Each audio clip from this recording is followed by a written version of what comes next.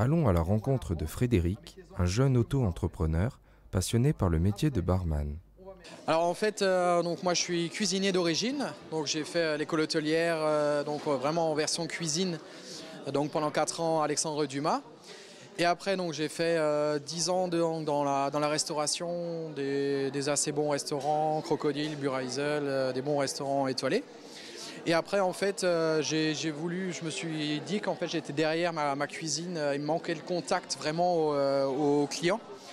Et je me suis dit de me mettre derrière mon bar. En fait, c'est un petit peu en faisant de la cuisine avec mes cocktails que je me rejoins. Et puis c'est là où je m'éclate vraiment parce que j'ai vraiment les gens en face de moi qui goûtent, qui me disent tout de suite si c'est bon, si c'est pas bon. Et puis voilà, après moi j'aime le contact avec les clients et ça c'est vraiment quelque chose qui me manquait au fond de ma cuisine en fait. La préparation de Morito, par exemple, n'aura plus de secret pour vous quand vous l'aurez vu à l'œuvre. Dans son métier, le contact avec les gens est important.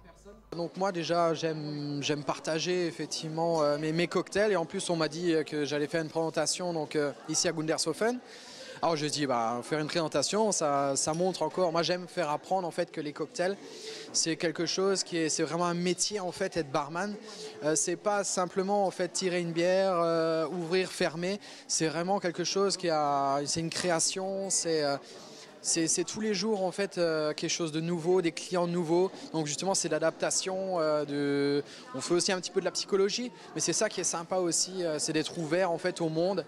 Et culturellement, c'est vrai que depuis que j'ai le bar, je me suis énormément ouvert dans des choses même je pensais pas en fait. C'est des cultures différentes. En écoutant un tout petit peu les gens, faut faire la part des choses bien sûr, mais en écoutant les gens en fait c'est ça que j'aime en fait. Je vous explique d'abord les ingrédients. C'est que c'est vraiment ça qui va vraiment faire que votre Morito soit bon ou pas. Donc principalement le rhum agricole.